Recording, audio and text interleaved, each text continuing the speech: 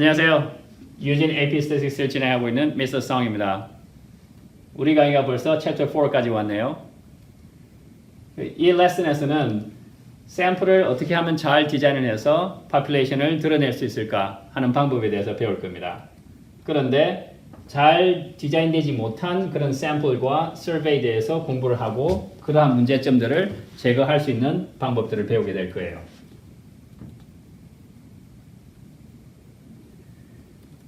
스태틱스는 계속 얘기하듯이 population과 sample 간의 관계예요. population을 알기 위해서 샘플을 뽑고 그 다음 여기다가 수학을 적용해서 population을 알아내는 작업이죠.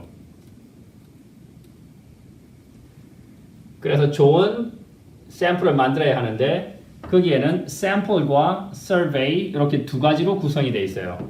우선 사람을 뽑고 그 다음에 그 사람들에게 물어보는 거죠. 혹은 실험을 하는 거죠. 이렇게 두 가지를 디자인을 해야 하는데 이 각각에 대해서 문제점들이 발생을 할 수 있죠. 그래서 우리는 최대한 이 샘플이 population을 담도록 만드는 것이 우리의 목적입니다.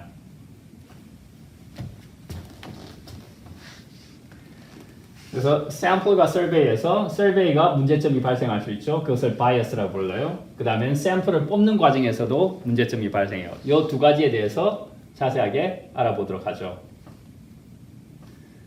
먼저 survey에서 발생할 수 있는 바이어스의 종류가 몇 가지가 있는데 그 중에 첫 번째가 undercoverage.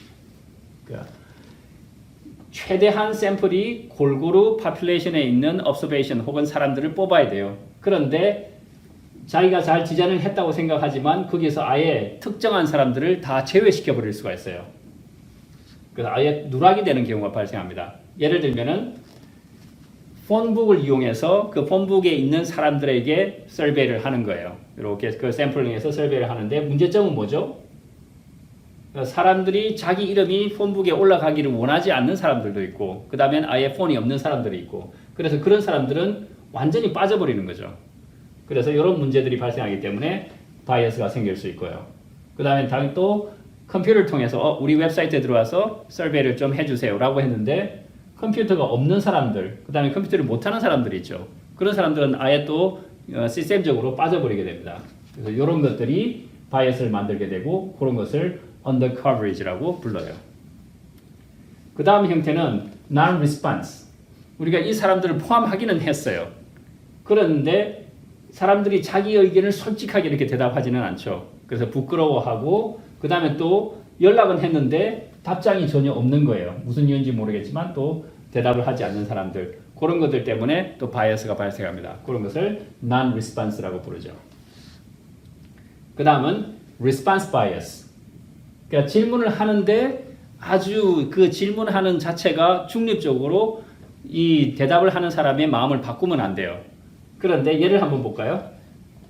그러니까 고등학생이 술을 마시고 담배를 피우는 게 옳은 일인가? 라는 질문을 해요. 그러니까 얼마나 많은 학생들이 담배와 술을 하는가 하는 것을 알고 싶은 게 우리의 목적인데 질문 자체를 가만히 들어보면은 이거는 나쁜 거야. 그래서 비록 내가 술과 담배를 하는 것을 좋다고 생각을 하지만 근데 솔직하게 답을 못할 수가 있겠죠. 그렇게 해서 우리가 population에 관한 그러한 정보를 제대로 얻어내지 못하는 것을 우리는 response bias라고 합니다. 그 survey 자체가 이 샘플의 대상에 대해서 마음을 바꾸게 생각을 바꾸게끔 그렇게 만들 때 그런 것을 response bias라고 해요. 그리고 또 한 가지 에러가 이제 비슷한데 wording of questions. 그런데 말 자체가 이미 어떠한 특정한 정보를 담고 있는 거예요. 그것이 뭐냐면은 예를 들면 이런 거죠. 이번 대통령은 그 잡을 엄청나게 많이 만들어서 우리에게 이런 혜택을 줬어요. 그러면은 이 대통령에 대해서 다시 투표를 하실 건가요? 재선을 하는데 투표를 하실 건가요? 그럼 이 자체가 벌써 사람의 생각을 바꿔버렸죠. 파퓰레이션을 바꿔버린 상태이기 때문에 우리가 전체 파퓰레이션에 대한 생각을 이 샘플에 담을 수가 없는 거예요. 그러한 바이어스를 우리는 wording of questions라고 합니다. 그 다음에는 이 샘플을 뽑을 때 발생하는 에러가 또 있어요.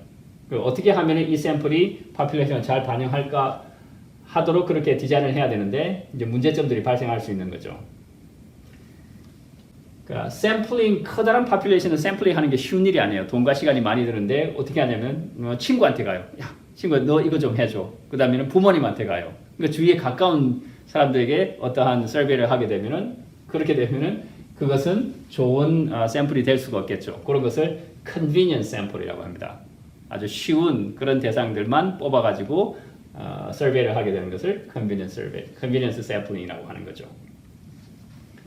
당연히 population을 제대로 표현하지 못하겠죠. 그리고 bias라고 하는 것은 샘플이 population을 반영을 못하는 것을 우리는 그냥 bias라고 해요. 자, 그 다음에는 voluntary response sample.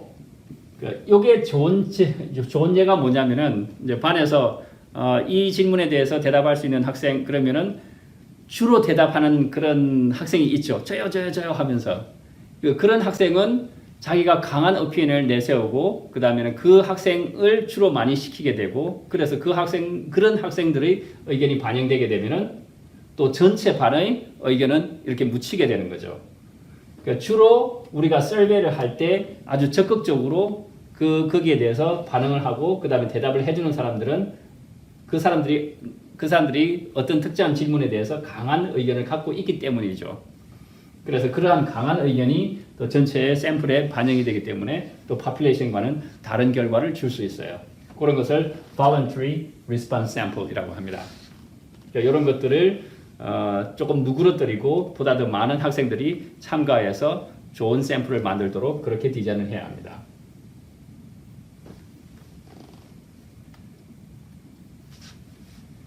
그러면 어떻게 하면 좋은 샘플을 만들 수 있을까 하는 것을 생각을 해보죠. 그 샘플링을 하는 방법이 4가지가 있는데 물론 여러 가지가 있는데 AP 테스트에서 나오는 방법은 4가지입니다. 그 첫 번째가 이제 가장 단순한 거예요. Simple Random Sampling. 그것을 줄여서 SRS라고 합니다. 우리가 AP 테스트에서 가장 많이 쓸 거예요.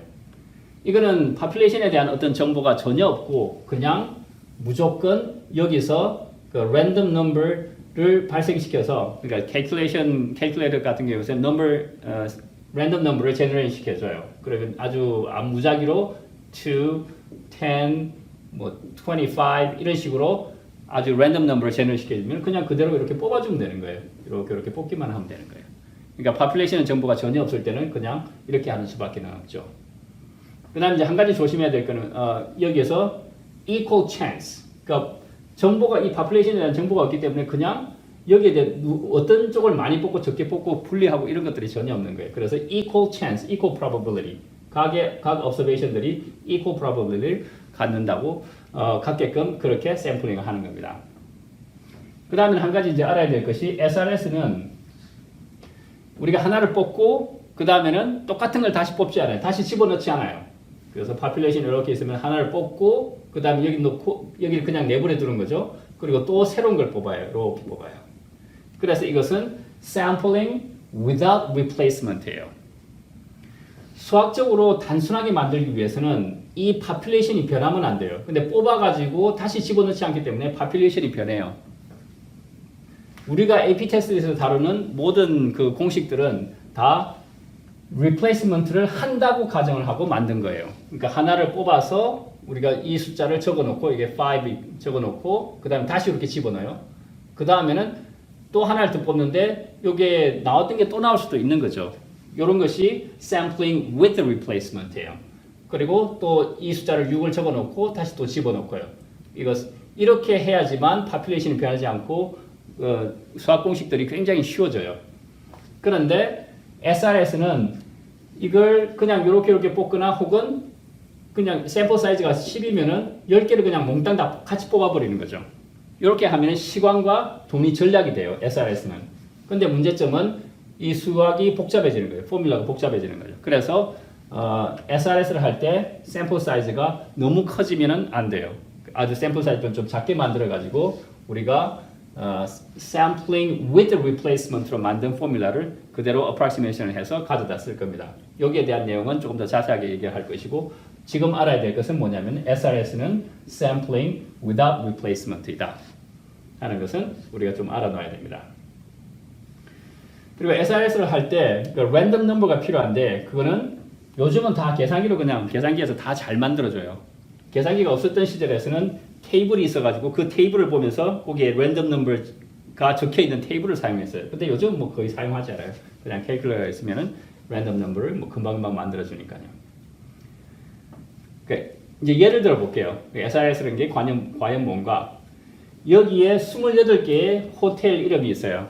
우리가 여기서 4개를 뽑고 싶은 거예요. 근데 4개를 SRS로 뽑는다는 것은 무슨 얘기냐면은 우선은 random number를 이렇게 generation 시켜줘야 돼요. random number를 generation 시킬 수 있는 방법은 calculator 사용하거나 그냥 random number table을 사용하는 겁니다. 그래서 calculator 사용해서 뭐 누르기만 하면은 이렇게 random number를 만들어줘요. 그 다음에는 여기가 두 자리 숫자니까 여기도 두 자리씩 다 끊어줘요. 굉장히 단순합니다. 그냥 두 자리씩 이렇게 톡톡 끊어줘요. 이렇게 끊어가지고 두 자리씩 만든 다음에 그리고 그대로 그냥 선택을 해주면 되죠. 처음 숫자는 69인데 69은 없죠. 그러니까 그냥 이거를 무시 없애버리고 그 다음에 05 다섯 번째 호텔 있나요? 예, 요게 다섯 번째죠. 그럼 이걸 하나 골라주는 거예요. 그 다음 호텔은 16. 그럼 16 있으니까 16 요거 고르고 그 다음 숫자는 48 없으니까 그냥 지워버리고 그 다음은 17 예, 17 세 개 골랐죠. 그 다음에 87 없애고 17이 반복이 됐네요. 이미 하나 골랐잖아요. 그러니까 이것도 무시를 하는 거죠. 그리고 이런 숫자들은 없으니까 다 빼버리고 17 반복된 거 없애버리고 쭉 하니까 맨 마지막에 20가 나왔네요. 그러니까 20에 해당되는 호텔을 뽑아주면 되죠. 이렇게 해서 4개의 호텔을 뽑아주면 됩니다. 그냥 랜덤 넘버만 있으면 그대로 그냥 쭉 뽑아주는 거예요. 그러니까 우리가 어떠한 이 파퓰레이션에 대한 정보가 없는 상태에서 그냥 무작위로 추출하는 방식입니다. 이것이 SRS, Simple Random Sampling입니다. 그런데 이 파퓰레이션에 대해서 조금 더 정보가 있다면은 좀 더 좋은 샘플을 만들 수가 있어요. 그 어떤 정보가 있냐면은 먼저 그 다음 샘플링 방법이 Stratified Random Sampling인데 먼저 스트라타에 대한 단어의 뜻을 한번 알아보기로 하죠. 이게 보다시피 이게 단층이잖아요. 단층에서 이렇게 같은 시대에 만들어진 층들 그것을 그 층 하나를 stratum이라고 불러요. 그러니까 단층에서 하나의 층이죠. 하나의 층을 stratum이라고 부르고 여기에 대한 복수형을 strata라고 불러요. 그러면은 이러한 방식을 샘플링 할 때는 어떻게 사용하는가? 파퓰레이션이 이게 이제 전체 파퓰레이션이라고 생각해요. 파퓰레이션이 있는데 이 파퓰레이션을 같은 층, 즉 같은 성질을 갖는 녀석들을 쭉 모아가지고 하나의 층으로 만들어 버린 거예요. 그게 하나가 stratum이 되는 거죠. 그러니까 같은 성질을 가진 녀석을 다 모으자. 예를 들면은 이게 하나의 스쿨이에요.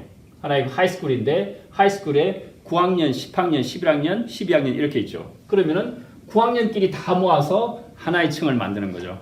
one stratum이 되는 거고 그 다음에 10학년을 모아서 또 하나의 one stratum 되는 거고 그렇게 해서 4개의 학년으로 이렇게 구분을 해요. 이게 만약 학교다라고 하고 그 다음에 이렇게 구분되어 있는 것은 우리가 이미 알 수 있는 정보죠. 이러한 파퓰레이션, 좀 알려진 파퓰레이션이 있다고 했을 때 이런 식으로 스트라타를 만들어 나갈 수 있는 겁니다. 그러니까 같은 학년, 그러니까 same, 이게 이제 classification이 되는 거죠. 그래서 classified population을 하게 되고 그 다음에 같은 것들끼리 묶어서 하나의 그룹을 만들고 그 그룹을 stratum이라고 부릅니다. 그래서 여러 개를 strata라고 하는 거죠. 그 다음에는 어떻게 하죠? 예를 들어서 또 설명을 할게요. 이 예는 뭐냐면은 이 전체가 sunflower farm이에요. 굉장히 큰데 이것을 이렇게 구역으로 나눴어요. 이게 10개의 이제 row가 있고 또 10개의 컬럼이 있어요. 그러니까 총 100개의 영역으로 나눈 거예요.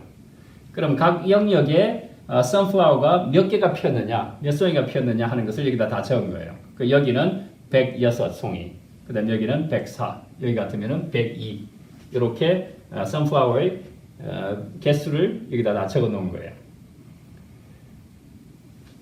그 다음에는 SRS로 이 population에 대한 샘플을 뽑고 싶으면은 어떻게 하냐면은 그냥 random number generation을 하는 거죠. 그러니까 13, 19, 20 그러면은 이 파퓰레이션에 대한 어떠한 정보도 사용하지 못하고 그다음에 모른다고 했을 때 그냥 앞에서부터 단순하게 이 영역을 골라 나오기만 하면 되는 거예요. 그냥 13, 그러니까 여기 10번째, 여기가 13이 되죠. 13번째, 그 다음에 19번째, 20번째 이런 식으로 해서 10개의 observation을 갖는 한 개의 샘플을 뽑은 거예요. 이게 한 개의 샘플이 되죠. 그 다음에는 샘플 사이즈가 10이 되는 거죠. 그래서 10개의 숫자를 다 더해서 다시 10으로 나눠서 하나의 숫자를 만든 거예요. 그게 샘플 민이 되는 거죠. 그러니까 그래서 이걸 하나의 샘플이라고 하는 거예요. 10개가 모여서 하나의 숫자를 우리에게 줘요. 그래서 이게 다 계산을 해보면 어떻게 나오냐면은 100.9 정도가 나와요.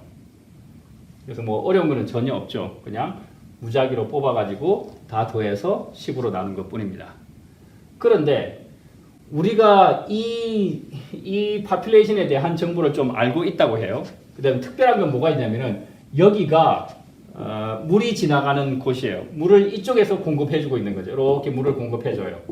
그러니까 이쪽 지역에 있는 선플라워들은 물을 더 많이 공급받아서 더 많은 선플라워를 만들어내겠죠. 여기도 마찬가지고.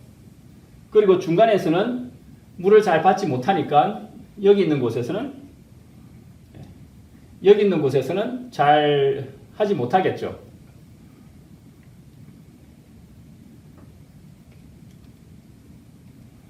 예, 이쪽 부분에서는 얘네들이 물과 거리가 떨어져서 플라워를 잘 만들어내지 못하겠죠. 이제 그런 한 정보를 알고 있고 그 다음에는 우리가 이렇게 구역을 나눌 수 있다는 것도 알고 있다고 가정을 해요. 그게 파퓰레이션에 대한 정보가 어느 정도 있는 거죠. 그러면은 얘를 무작위로 그냥 아무렇게나 뽑지 말고 이미 이 층층마다 영역이 다 틀리잖아요. 다 이게 틀리니까 이렇게 한 층을 만드는 거죠. 얘네들은 같은 양의 물을 받는 거기 때문에 얘네들이 어떻게 보면 같은 위치에 있는 거죠. 그 다음에는 이제 두 번째는 얘네들도 여기에 이제 10개의 구역이 받는 물의 양이 거의 동일하겠죠. 그 다음에 1번과 2번은 받는 물의 양이 틀리니까 1, 2, 3, 4 이렇게 로별로 전부 다 스트라타를 만들어주면 좋겠죠. 그런 다음에 어떻게 하냐면은 각 스트레이텀 안에서 한 개씩만 뽑는 거예요. 우리가 하고 싶은 작전은 뭐냐면은 이 각각의 로에서 하나씩 뽑아서 모든 로에서 observation이 하나씩 나오도록 만들고 싶은 거예요. 그렇게 한다면은 그러한 샘플이 전체 파퓰레이션을 더 잘 표현할 것이다 라고 생각할 수 있겠죠. 그래서 그러한 전략을 세워서 만든 것이 stratified sampling이에요. 그러면 자, 첫 번째에서는 이렇게 이제 비슷한 녀석끼리 이제 묶어서 이제 스트라타를 만들었어요. 근데 이제 로별로 스트라타를 만드는 거죠. 그 다음에는 랜덤 넘버를 제너레이션 시켜요. 그러니까 8 하면은 첫 번째 로에서 8번째, 얘가 8번째죠. 그 다음에는 이제 6 그러면은 두 번째 스트레이텀에서 6번째 얘를 뽑는 거죠. 이런 식으로 해서 각 로마다 하나의 데이터 포인트를 뽑아서 샘플을 만들 수 있어요. 이렇게 샘플을 만들어서 평균을 구해봤어요. 이렇게 해서 평균을 구했더니 그 값이 이렇게 나왔어요. 102.3. 그러면은 어느 쪽에 샘플이 더 정확하게 파퓰레이션을 표현할 수 있을까요? 그 파퓰레이션을 한번 구해보죠. 얼마 없으니까 100개밖에 없으니까 이걸 다 더해서 평균을 내보면은 어떤 값이 되냐면은 102.46이 돼요. 그러니까 어떤 게 더 정확하죠? 그 stratified random sample이 훨씬 더 정확하죠. 뭐 그럴 수밖에 없는 거잖아요. 그러니까 simple random sampling보다는 stratified random sample이 훨씬 더 이런 경우에서는 더 정확합니다. 왜냐하면은 population에 대한 정보를 우리가 좀 알고 있었고 그것을 이용했기 때문입니다. 그 샘플에다 그 정보를 집어넣었기 때문에 더 population에 가까운 값을 찾을 수 있었던 겁니다. 그렇죠? 그러면은 stratified random sample의 단점은 뭐죠? 이 population이 엄청나게 커져요. 그러면은 그 각각 그리고 그에 대한 정보를 알아야 되는데 만약에 정보가 없으면은 실제로 이것은 사용할 수 없는 샘플링이 되는 거죠. 그래서 그 정보와 그 다음에는 이 population 사이즈에 따라서 stratified random sample이 가능하지 않을 때가 있습니다. 그 주어진 정보에 따라서 우리가 적절한 샘플링 메커드를 구해야 되겠죠. 자, 그 다음에는 cluster sampling. 이제 클러스터는 요런 이 그림이 아주 잘 표현을 하는 것 같아요. 여기가 population이에요. population이 있는데 우리가 아주 재미있게도 이 population은 그 안에 조그만 그룹이 있는데 이 그룹이 큰 population을 잘 포함을 하고 있는 거예요. 그러니까 이런 걸로 막 population이 만들어진 거예요. 그러니까 전체 population이 있는데 그 population에 조그만 그룹을 이렇게 모으면은 이 그룹이 아주 재미있게도 전체 population을 잘 포함한다고 했을 때 그럴 때 얘를 갖다가 클러스터라고 불러요. 그래서 이런 클러스터들로 이루어져 있는데 그 각각의 클러스터가 전체 population을 이렇게 잘 만들어주고 있다. 잘 표현하고 있다. 라고 되어 있을 때 그럼 이 클러스터를 이용할 수 있는 거죠. 만약 그렇지 않으면 사용할 수 없는 거예요. 뭐 예를 들어서 미국에서 이제 한국에 대한 그런 정보를 얻고 싶은 거예요. 그런데 한국에 대한 정보를 잘 알 수가 없잖아요. 근데 그래서 이제 코리안타운에 가는 거죠. 그러니까 한국에 직접 가지 말고 코리안타운에 가니까 이 코리안타운이 한국에 대한 population을 잘 포함하고 있다. 여기에 뭐 서울, 전라도, 경상도, 충청도 뭐 다 포함하고 있는 거예요. 이 조그만 코리안타운이. 그러면은 만약 그렇다면은 굳이 한국에 가지 않더라도 여기 미국에 있는 코리안타운만 잘 살펴봐도 한국에 대해서 잘 알 수 있지 않을까라고 하는 거죠. 이제 그렇게 됐을 때 이것을 이제 클러스터라고 부르고, 만약에 코리안타운이 있는데 한국에 있는 뭐 충청도는 완전히 빠졌다, 충청 사람은 전혀 없다, 그러면은 그는 클러스터가 되지 못하는 거예요. 자, 그러한 정보를 알고 있다고 했을 때 그러면 우리는 그것을 샘플에다 이용을 할 겁니다. 클러스터 샘플은 클러스터가 있을 때 사용할 수 있는 거죠, 당연히. 스몰 그룹으로 나누고 그 조그만 그룹들이 population과 유사할 때, 그럴 때 우리는 그 클러스터 하나하나를 이용하고, 그리고 이제 전체가 있으면은 요 하나하나가 전체 population을 잘 표현하고 있다라고 했을 때, 그러면은 이 클러스터들 중에서 몇 개만 뽑으면 되잖아요. 이건 1번 클러스터, 2번 클러스터, 3번 클러스터인데 이게 몇 개만 이렇게 뽑아 나오면 되겠죠. 그렇게 뽑아 나오는 방법을 SRS를 사용해서 얘를 뽑아 나오면 되겠죠. 그래서 이 클러스터를 뽑아가지고 이 클러스터 안에 들어있는 모든 사람들에 대해서 우리가 서베이를 하면은, 그러면은 얘는 전체 population을 잘 표현하는 샘플이 될 것이다 하는 거예요. 그래서 stratified random sampling과 cluster sampling은 그 두 개가 성격이 어떻게 보면 좀 반대예요. 그리고 두 개가 헷갈릴 수가 있는데 이런 방식으로 기억을 하면은 잊어버리지 않을 것 같아요. 클러스터라는 뭐냐면은 클론이다. population의 클론이다. 두 개가 완전히 닮았잖아요. 그러니까 클러스터는 클론이기 때문에 이 클러스터 하나나 한두 개만 본다 하더라도 population을 잘 알 수 있다. 그러한 개념이에요. 그래서 클러스터, 클론 이렇게 기억을 하면은 잊어버리지 않겠죠? 지금까지 배운 거를 전부 다 정리를 해서 예를 들어 볼게요. 그러니까 학교가 어떤 시어터에 다 갔어요. 학생이 다 갔는데 학생을 어떻게 앉혔냐면은 9학년은 맨 뒤에, 그 다음에는 10학년, 11학년, 12학년 되도록 이렇게 앞줄부터 이렇게 채운 거예요. 12학년부터 쭉 채워가지고 9학년까지 이렇게 채웠어요.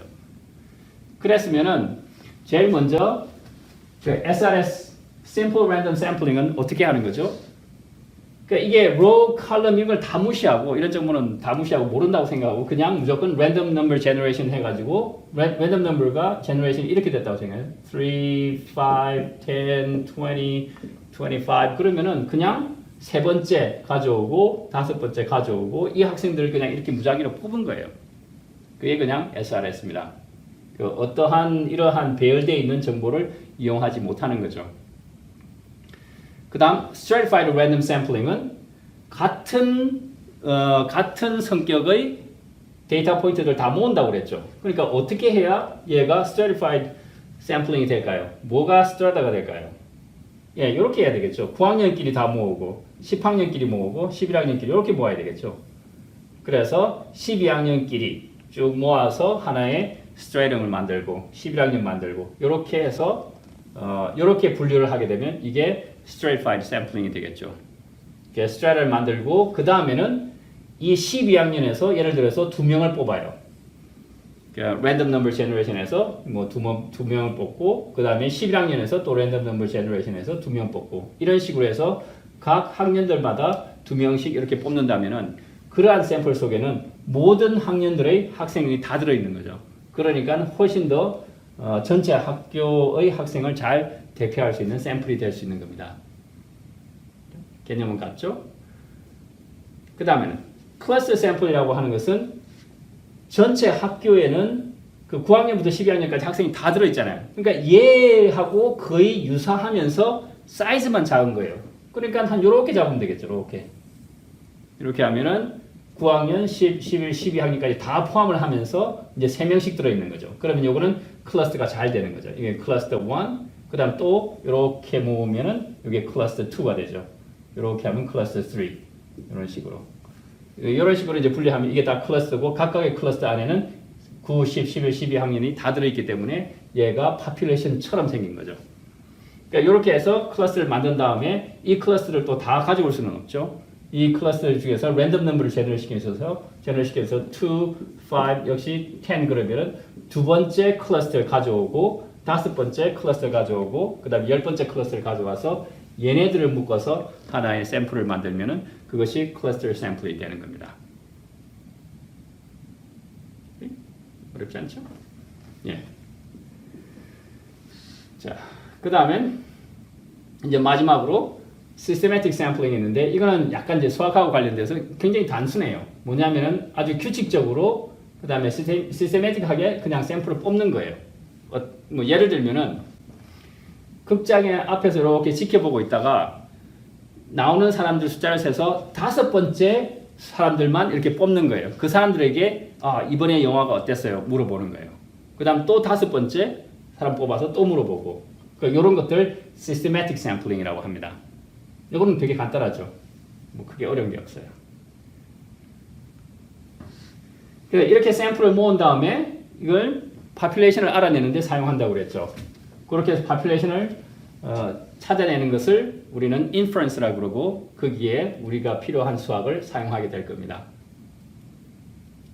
그래서 어떻게 하든 간에 그 안에 들어있는 바이어스를 제거하고 근데 샘플을 딱 모았으면 그 안에 이제 바이어스가 들어있을 수밖에 없으니까 수학을 통해서 바이어스를 제거하고 그리고 진짜 파퓰레이션은 어떻게 생겼는지를 알아내는 것. 그게 스태티스틱스입니다. 그러면은 이번 강의는 여기까지 하고 또 다음 강의에서 만나기로 해요. Bye.